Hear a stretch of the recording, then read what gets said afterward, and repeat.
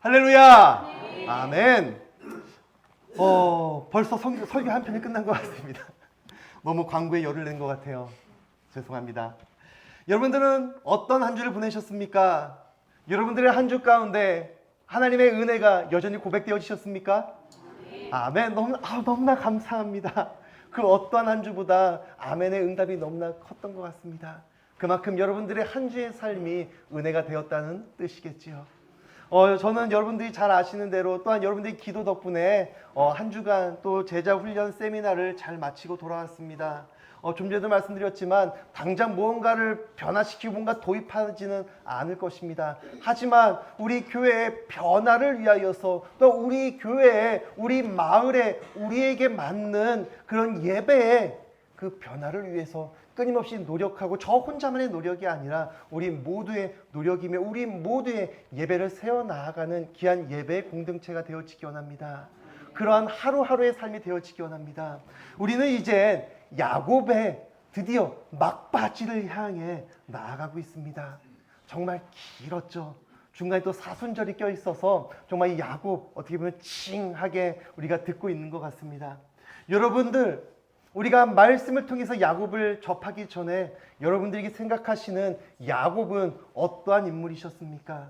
야곱하면 떠오르는 찬양이 있죠. 야곱의 축복. 너는 담장 너머로 뻗은 나무. 네, 무엇을 의미합니까? 야곱의 그 12 아들들을 통하여서요, 이스라엘이라는 나라 12지파가 탄생되어졌다라는 것. 정말 그 야곱의 삶을 통하여서 그 축복이 12지파에게 이스라엘에게 온전히 흘러 넘쳤다라는 그 축복의 통로가 되어졌다라는 그 축복송이 있습니다. 여러분들이 생각하셨던 야곱은 어떠한 자였습니까? 과연 우리가 이전에 생각했던 야곱과 정말 우리가 계속해서 한 주 한 주 이 말씀을 통하여서 다시 한번 묵상하게 되는 야곱은 어떠한 차이가 있으셨습니까?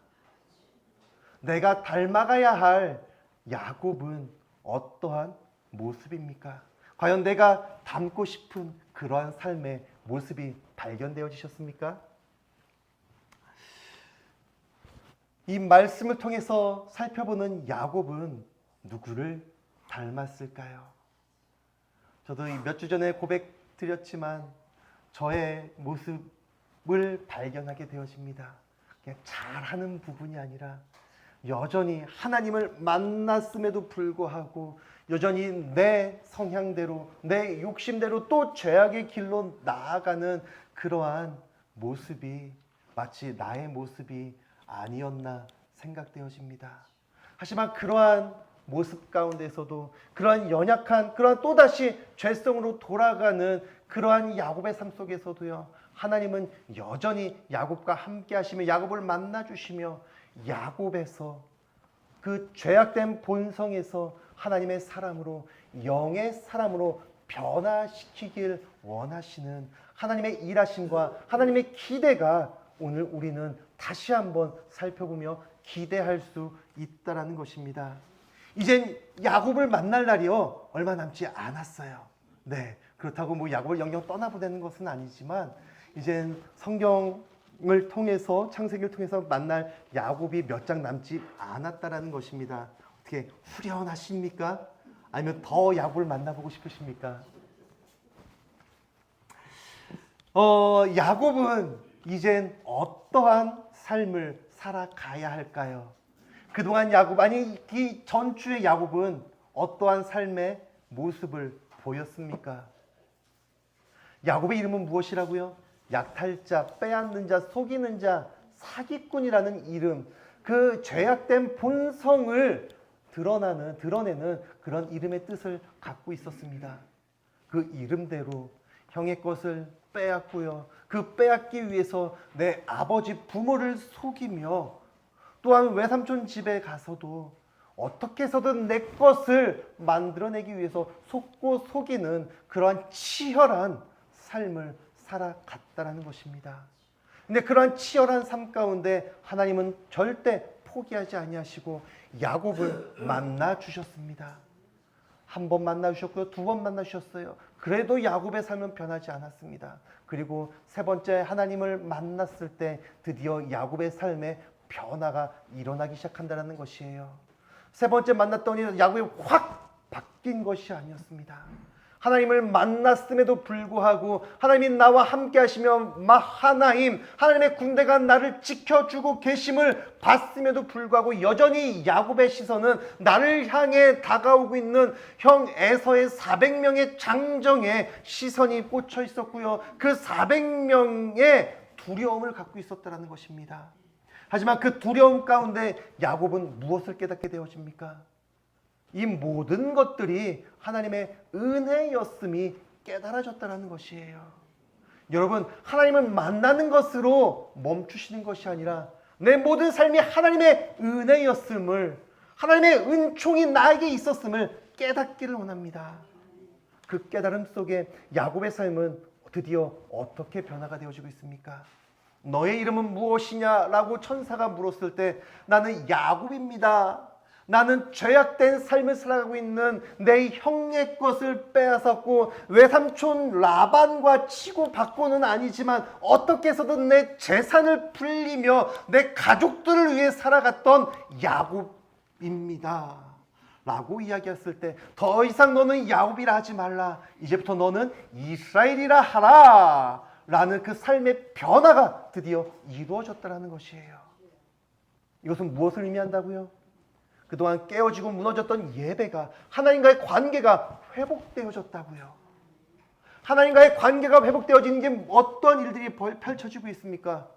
철천지의 원수처럼 형을 두려워하며 형의 그 복수의 칼날이 무서워서 도망쳤던 그 야곱과 그 형 에서의 관계가 회복되어졌다는 것이에요. 이렇게 우애 깊은 형제의 모습을 찾아볼 수가 없었습니다.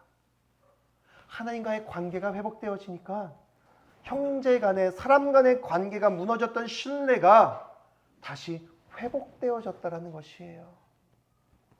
이제는 모든 것이 다 이루어졌다라고 볼 수가 있겠죠. 하나님과의 무너졌던, 깨어졌던 관계가 회복되어졌고요. 야곱이라는 육신의 삶에서 이스라엘이라는 영의 삶으로 변화되었습니다. 하나님과의 관계가 회복되어지고 예배가 회복되어지면 내 삶이 변화되어지니 형제 간의, 인간 간의 관계가 회복되어졌다는 것이에요. 이젠 어떠한 삶을 기대할 수 있겠습니까? 다시 하나님의 나라, 하나님의 뜻이 이루어지는 마치 에덴 동산과의 삶이 회복되어질 것을 기대할 수 있다는 것입니다. 오늘 본문 야곱의 삶을 다시 한번 살펴볼까요? 18절 말씀입니다. 야곱이 밧단 아람에서부터 평안히 가나안 땅 세겜 성읍에 이르러 그 성읍 앞에 장막을 치고 라고 이야기하고 있습니다. 여러분, 이 말씀 가운데 어떠한 단어가 여러분들의 눈에 띄십니까? 저는요, 이 18절 말씀 가운데 평안이 같다 라는 그 평안이라는 단어가 눈에 들어옵니다.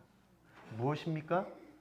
하나님과의 관계가 회복되어지고요, 형제 간의, 사람 간의 관계가 회복되어지니까 그의 걸음 가운데 평안이 깃들고 있다는 것이에요. 여러분, 생각을 해보십시오. 야곱의 그 삶 가운데 평안이 존재하였습니까? 평안을 찾아볼 수 없는 그의 삶이었습니다. 하지만 그 모든 관계가 회복되어지니 주님이 주시는 평안함이 그를 인도하고 있다는 것이에요. 드디어 야곱이 주님의 평안을 누리며 살아가고 있구나 라고 기대해 볼 만한 그러한 단어가, 그러한 말씀이 기록되어져 있나 싶습니다. 계속해서 말씀 18절 20절 또 사이를 보면요, 그 성읍 앞에 장막을 치고 거기에 제단을 쌓고 그 이름을 엘로헤 이스라엘이라 불렀다. 진짜로 하나님이 원하시는 대로 장막을 치고요, 또한 제단을 쌓고 하나님의 이름을 부르는 그의 모습이 보여지고 있습니다. 정말로 하나님을 찬양하며 변화된 야곱, 아니 이스라엘의 모습이 보여지고 느껴지십니까? 과연 성경은 무엇을 이야기하고 있을까요? 자, 말씀을 계속해서 이어가기 전에 한 가지 질문을 드리겠습니다. 여러분들은 살아가시면서 여러분들의 삶과 여러분들의 예배와 그 어떠한 행동으로 여러분들의 자녀들이 어떠한 삶을 살아가기를 원하십니까? 1번, 내 삶의 내 행동을 통하여서 내 자녀가 정말로 축복받기를 원하는 그러한 삶을 원하십니까? 2번, 내 삶과 행동을 통하여서 내 자녀가 저주받고 실패하는 인생을 살기 원하십니까? 2번이라고 대답하시는 부모는 아무도 안 계실 것입니다. 맞죠? 제가 정답을 강요하나요? 아닐 것이에요. 내가 죄송합니다. 부모라고 한다면 내 삶 때문에 자녀가 어떠한 피해와 어떠한 고통을 당하는 것이 아니라 나 때문에 자녀가 행복하고 축복받는 인생을 살아가기를 원하고 있다는 것입니다. 이것이 부모의 마음이 아닐까요? 또한 우리의 삶은요, 내 자녀에게뿐만 아니라 우리의 주변 사람들에게도 그러한 영향력을 끼쳐야 한다는 것이에요. 우리는 그저 세상을 살아가는 일반 세상 사람들이 아니라 하나님의 말씀으로 예배하는 성도로서의 그리스도인으로서의 삶을 살아가고 있다는 것입니다. 그 삶을 살아갈 때 우리의 삶이요, 우리의 주변 사람들에게 어떠한 영향을 끼쳐야 한다고 할 때 그 영향은 어떠한 영향이 되어져야 할까요? 사람들이, 동네 사람들이, 내 주변 사람들이 야, 너는 교회 다니면서 왜 그래? 오히려 내 삶 때문에 교회를, 예수님을 욕하고 핍박하는 그러한 삶을 살아가서는 안 된다는 것입니다.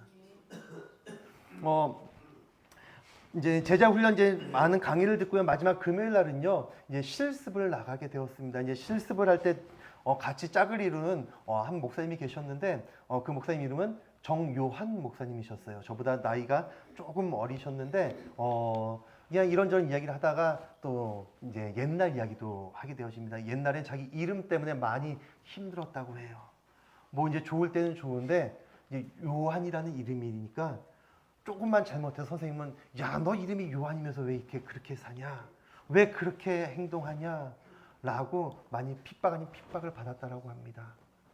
우리 성도의 삶이 과연 성도로서 살아가는데 내가 우리의 주변 사람들에게 오히려 내 삶 때문에 예수님이 핍박당하는 그러한 삶을 살아가서는 안 된다는 것이죠.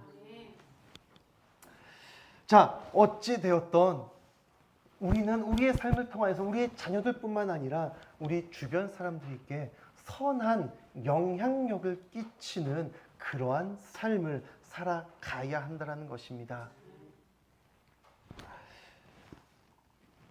자, 야곱은요, 이제 하나님의 모든 관계와 형제 간의 관계가 회복되어지면서 18절 하나님의 평안함 가운데 정말 가나안 땅에 도착하였습니다.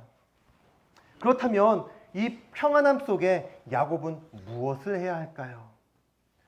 아까도 말씀드렸지만 야곱은 18절 또 20절 말씀을 보시면요, 그곳에 장막을 치고요, 또 거기서 제단을 쌓고 그 이름을 엘로헤 이스라엘이라 불렀다라고 이야기합니다. 엘은 하나님이에요.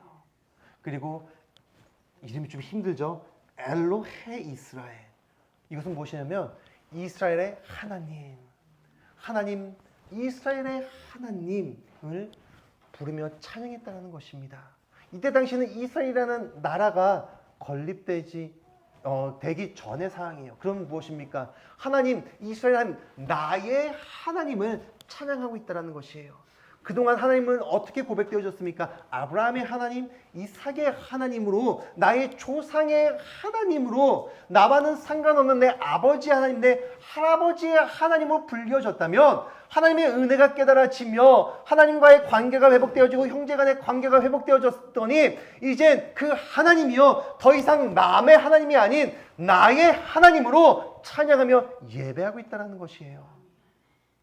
어찌 보면 정말 이제 야곱이 드디어 그 못난 망나니가 이 동네에 개구장이 그 망나니가 드디어 변했구나 라고 안도의 한숨을 쉴 수도 있을 법한 그러한 구절이 아닐까 생각되어집니다. 하지만 그 이후에 그 야곱의 삶을 보면요, 이게 또 뭔 일인가 싶습니다. 그동안 성경 특히 이제 창세기에서 아브라함이나 이삭의 삶을 보면 또 야곱의 삶을 보면요, 어떠한 일들이 벌어집니까? 하나님을 만났어요. 이제 뭔가 변화될 것 같은 그 기대를 갖습니다. 하지만 그 기대와는 달리 또 다른 반전으로 또 하나님을 실망시켜드리고 또 하나님과 멀어지는 그러한 삶의 연속이었다는 것이에요. 지금 야곱의 삶은 어떻습니까? 이제 야곱은 모든 것을 다 이루어낸 듯합니다. 더군다나 그의 입술에서 엘로헤이 이스라엘, 하나님 나의 하나님을 고백하는 그의 삶 가운데 34장은 어떤 이야기가 펼쳐지고 있습니까? 우리 34장 1절에서 3절 다 함께 우리 합독하도록 하겠습니다. 창세기 34장 1절에서 3절입니다. 레아가 야곱에게 낳은 딸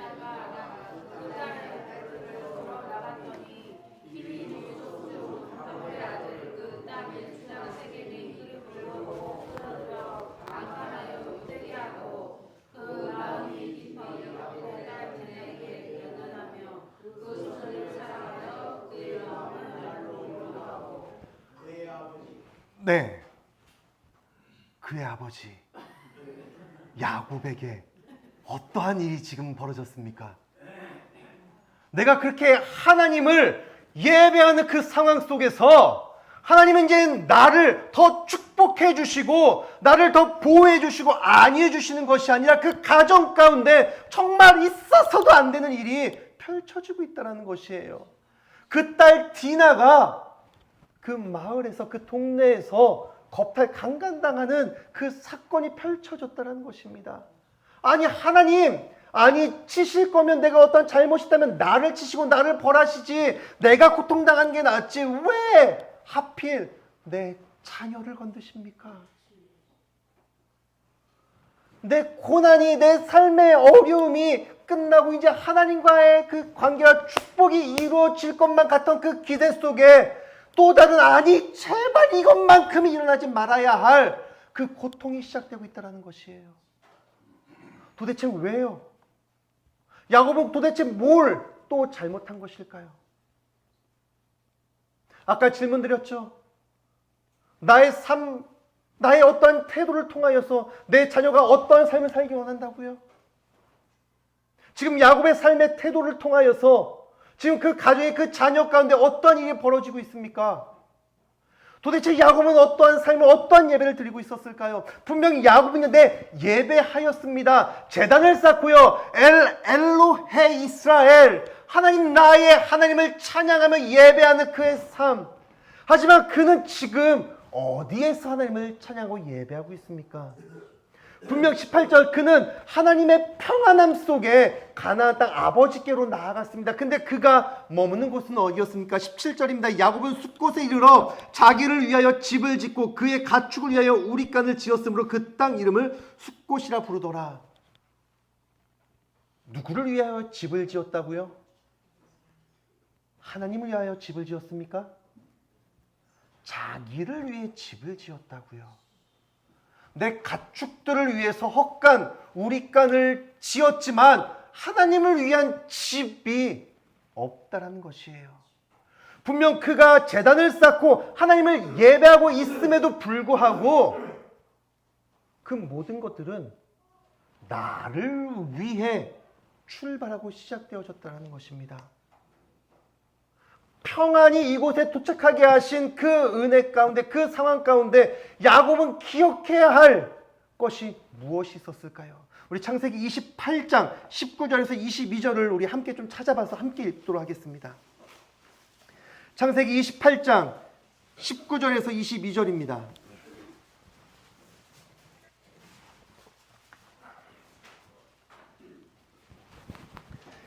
야곱은 이 평안함 가운데 무엇을 기억해야 했을까요? 우리 창세기 28장 19절에서 22절 우리 함께 교독하도록 하겠습니다. 그곳 이름을 베델이라 하였더라. 이 성의 옛 이름을 루스더라.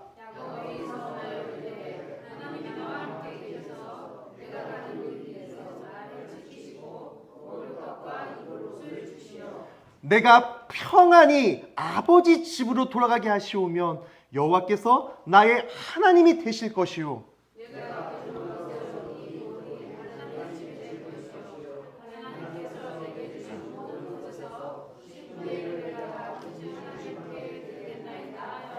아멘. 21절 무엇입니까? 내가 평안히 아버지 집으로 돌아가게 하시오면 여호와께서 나의 하나님이 되실 것이요. 이것이 하나님께서 이루어주셨습니까? 네, 이루어주셨어요. 오늘 본문 18절 말씀을 보시면요, 평안이 같다라고 이야기합니다. 그러면서 하나님께 제단을 쌓고 뭐라고 이야기하죠? 엘로헤 이스라엘, 하나님 나의 하나님을 고백하는 그 28장 21절 말씀이 그대로 성취되어졌습니다. 그러면서 22절, 28장 22절 야곱은 하나님께 무엇을 약속하고 서원합니까? 내가 기둥으로 세운 이 돌이 하나님의 집이 될 것이요 하나님께서 내게 주신 모든 것에서 10분의 1을 내가 반드시 하나님께 드리겠나이다 라고 하나님께 약속하였다는 것이에요. 어디에서요? 베델에서요. 내가 무섭고 두려움에 쫓기며 나아갔던 그곳에서 나를 만나주신 하나님, 그 하나님께 감사하며 이곳을 베델이라는 하나님의 집이라는 이름으로 고백하며 하나님께 서원하였다라는 것이에요. 그 날이 언제가 될지 모르지만 내가 아버지께로 돌아오는 그 날에 나의 걸음에 평안함이 있을 때 나는 나의 하나님으로 고백할 것이며 내가 이곳에서 그 돌기둥을 바라보며 기억하며 내게 허락하신 그 모든 소유 가운데 10분의 1, 11조를 내 전부를 하나님께 드리겠습니다 라는 그 약속을 했다고요. 근데 지금 다시 33장으로 돌아와서 이제 그 약속이 성취되었을 때 야곱은 지금 무엇을 하고 있습니까? 어디에 있습니까? 여러분 잠깐 지도를 함께 좀 보시겠습니다. 여러분 지도가 잘 보이시나요? 네, 다행히 제 키에 맞는 곳에 위치해 있습니다. 네, 브엘세바 이곳이 야곱이 출발했던 그 고향 땅입니다. 그러면서 이제 형 에서의 그 북수의 칼날 이제 살고자 도망을 치죠. 어디로 도망치냐면요. 다음 화면요. 이제 브엘세바 그 다음 하면 잠시만 그 도망치기 전에 여기를 거쳐요. 베델 좀 전에 말씀드렸던 베델 루스 옛 땅 루스라는 이 베델을 거쳐서 어디로 가죠? 저기 위에 다음 화면이요. 하란에서 20여 년을 외삼촌 라반과 또 자기 그 부인 2명과 여종 2과 또 이제 12명의 남매를 낳고 살아갑니다. 그러다가 이젠 내가 이제 이 땅에서 다시 벗어나 다시 고향 땅 아버지가 계시는 이곳으로 올 것을 다짐하며 또 하나님의 만남과 하나님의 응답함을 받습니다. 그러면서 이제 다음 화면요. 물론 이제 요 과정 이제 중간 과정들이 좀 있지만 생략하고 이제 쭉 다시 내려옵니다. 그러면서 지난주였나요? 지지난주였나요? 네, 분이엘 무엇이죠? 하나님을 대면하다, 하나님을 바라보다. 드디어 하나님을 만나며 무엇을 깨닫습니까? 축복은 내가 받아야 할 축복은 어떤 눈에 보이는 많은 물질과 내 삶의 부귀와 영화가 아니라 하나님을 대면할 때, 하나님을 바라볼 때 내 상황과 형편이 어떠할지라도 하나님을 바라보는 것이 나에게 축복이구나. 이것을 깨달았다는 것이에요. 그러면서 이제 그것이 깨달아지고 강을 건제 형 에서를 만나죠. 형 에서를 만나면서 다음 화면을 보여주실까요? 지금 어디에 머물고 있냐면요. 이 세겜에 머물고 있다는 것이에요. 이건 잘 보이실지 모르겠지만 여기로 가겠습니다. 여기 브니엘에서 세겜에 가기 전에 이 숫곳이라는 17절 말씀 이제 강을 건너요. 여기서 다시 세겜으로 넘어왔다는 것이에요. 네. 근데 이 숫곳과 세겜에 머물면서요. 야곱은 어떠한 일을 하고 있냐면요. 세겜은 어떠한 땅이냐면요. 여러분 잘 보이시나요? 8번. 네. 끝에 자세히 보시면 무엇일지 모르겠지만 물줄기가 있습니다. 그것은 어떤 강가가 있다는 뜻이에요. 풍요로운 뜻이에요. 쉽게 얘기해서 젖과 꿀이 흐르는 그냥 성경의 표현대로면 그러한 땅이라는 것이에요. 교통의 요충지이자 무역이 활성화되는 그러한 땅이라는 것이에요. 근데 처음 28장에 하나님께 약속했던 그 베델은 어떻습니까? 물길과는 멀죠. 그리고 그가 물론 우리가 알 수는 없지만 이제 그 황활한 또 이제 그 돌로 베개를 세웠다, 기둥을 세웠다. 어느 정도 예상이 되시나요? 상상이 되시나요? 그런 척박한 땅이 아니라 그가 머물고 있는 땅은 세겜, 강가, 물줄기가 흐르면 많은 사람 무역상들이 오고 가는 그러한 노른자 땅. 그 땅에 머물고 있다는 것이에요.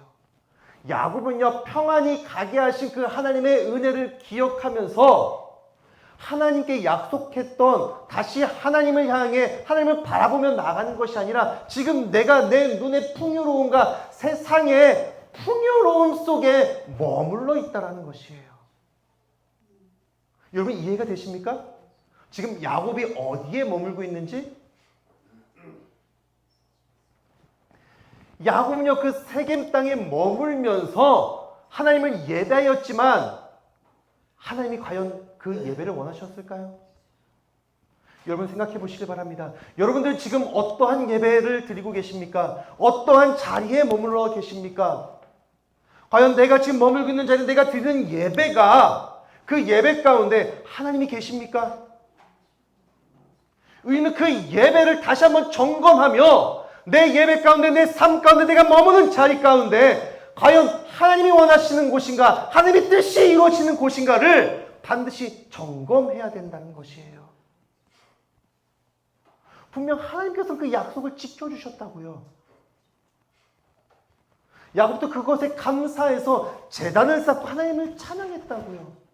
근데 그의 삶 가운데 하나님을 어디도 찾아볼 수가 없습니다. 왜요? 자기를 위해서 집을 짓고요, 내 가축을 위해서 헛간 우리간을 지었다라고 성경은 이야기하고 있습니다. 하나님을 위해서 제단을 쌓았을까요? 과연? 그가 머무는 땅은 세겜 땅이었어요. 젖과 꿀이 흐르는 교통의 요충지, 무역상들이 오가는 정말 살기 편한 그러한 동네였다고요. 하나님을 온전히 예배했다라고 볼 수가 없다는 것입니다. 그러한 상황 속에 34장으로 이어지고 있다는 것이에요. 물론 34장을 보면서 우리가 내 자녀가 안 되고 내 자녀가 실패하고 내 자녀가 고통당하는 것이 무조건 내 잘못이고 내가 제대로 살지 못했기 때문이다 라고 회개라 단정 지을 수는 없지만 지금 성경에서 이야기하고 있는 것은요, 정말 나의 삶 부모로서 먼저 된 자로서 그리스도인으로서 내가 제대로 살아가지 못한다고 한다면 나의 삶이 그 누구에게도 그 선한 영향력을 끼칠 수 없음을 성경은 이야기하고 있다는 것입니다.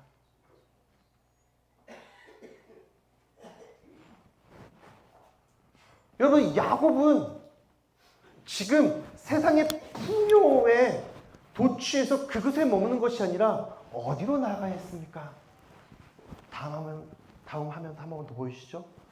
이 세겜 땅이 아니라 나를 만나주셨던 내가 돌기둥을 세며 이것이 하나님의 집이라고 선포하며 하나님께 서원하였던 그 예배의 자리로 이 자리까지 넘어왔어야 한다는 것이에요.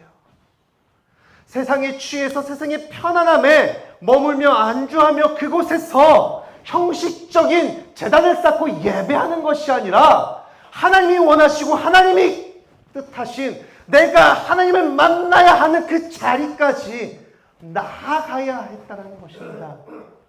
분명 성경의 흐름상 이제 야곱은 마지막을 향해 나아가고 있습니다. 어쩌면 우리의 모습이 아닐까요? 죄송합니다. 여러분 혹시 여러분들의 살아온 날이 더 많으실까요? 살아갈 날이 더 많으실까요? 네. 예준이를 비롯해서 하음이, 하엘이, 채원이, 상원이 정도가 살아갈 날이 더 많을 것을 기대할 수 있지. 여기 앉아 계신 많은 분들은요, 내가 살아온 날, 죄송해요.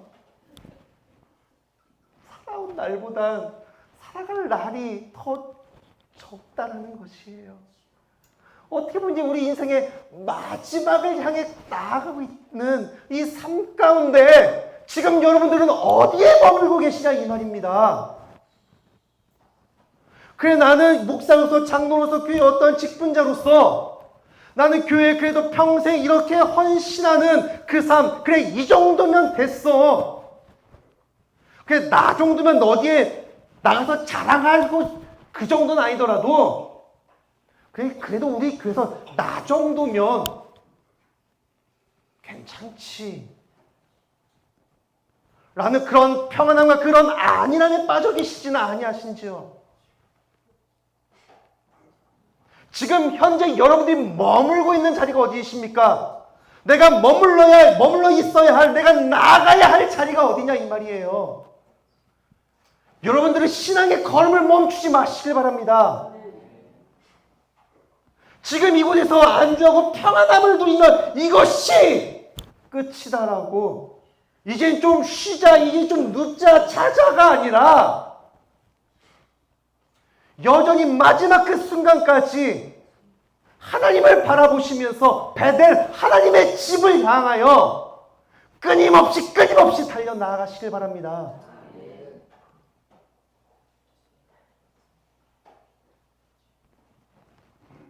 여러분들의 삶의 그 행동, 그 태도, 성도로서 그리스도인으로서의 그 예배함을 통하여서 우리의 자녀들이요, 우리 삶의 가족들이, 이웃들이요, 그 영향을 받는다고요. 이왕 영향을 끼칠 거 좋은, 아니 선한, 그리스도의 선한 영향력을 끼치는 그리스도인이 되어야 되지 않겠습니까? 벌써 꽤 오래된 것 같습니다. 우리나라는요, 원래 어떠한 사회였습니까? 함께하는 둘의 공동체, 뭐라고 이야기하죠? 옛날에는 자식을 낳으면 온 동네가 키웠다라고 이야기를 하죠. 그리고 물론 이 이야기는 개념은요, 저보단 여러분이 더 잘 받아들이실 것인데 무엇입니까? 농사를 하면요, 혹시 나 혼자 농사를 다 지으시는 분 계십니까? 아마 안 계실 것이에요. 서로 도와주지 않으면요, 힘든 그런 공동체의 생활을 우리나라가 그동안 해오지 않았나 싶습니다. 근데 어느 순간부터요, 특히 저 서양 문물, 이렇게 이야기하니까 제가 굉장히 좀 오래된 사람 같네요. 서양 문물, 특히 이제 미국의 문화를 많이 접하고 들여오면서요, 이러한 주의가, 이러한 세대가, 이러한 사람들이 늘어나기 시작했다는 것이에요.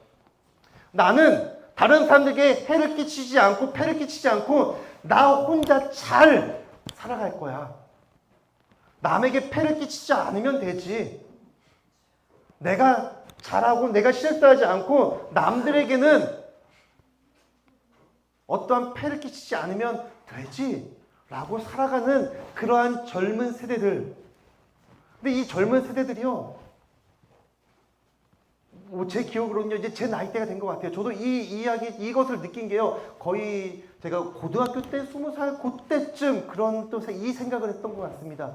무엇이냐면요, 아무리 개인주의, 남들에게 피해를 끼치지 않는다 할지라도요, 그것조차가 피해가 된다는 것이에요. 이제 제가 필리핀에서 선교사를 할 때 저는 4년 동안 집도 없고 차도 없고, 가족도 없었어요. 근데 지금은 다 생겼네요. 자, 어찌되었건 이제 차도 없던 상태에서 어느 날 이제 선교사님의 차를 좀 빌린 게 아니라 위탁을 받고 심부름을 갑니다. 근데 이제 특히 저랑 이제 같이 단기 선교 가셨던 분들에게도 몇 번 얘기했지만, 필리핀에는요, 차선이 2가지 차선이 있어요. 어떤 차선이냐면요, 차선이 어디에 있어야 정상일까요? 하늘에요. 도로에 있어야 차선이 있어야 정상이죠. 물론 도로에 차선이 있습니다. 근데 또 한 가지 차선이 있어요. 어디에 있냐면요, 내 마음속에 차선이 있어요. 네. 여러분, 각 나라마다 어떠한 우선짓이 되는 것이 있습니다. 차가 먼저냐, 사람이 먼저냐. 필리핀은 무엇이 먼저일까요? 내가 먼저예요. 차가 됐든 사람이 됐든 내가 먼저 들이밀면 되는 거예요. 네. 3차선이면 차가 몇 대가 다녀야 될까요? 3대. 네, 너무나 당연한 질문이죠. 4대가 다니고 5대가 다녀요. 진짜로요. 필리핀을 조금만 다녀보셨던 분들이 계시면 이게 무슨 말인지 이해가 되실 것입니다. 틈만 있으면 차선에 상관없이 무조건 들이밀어요.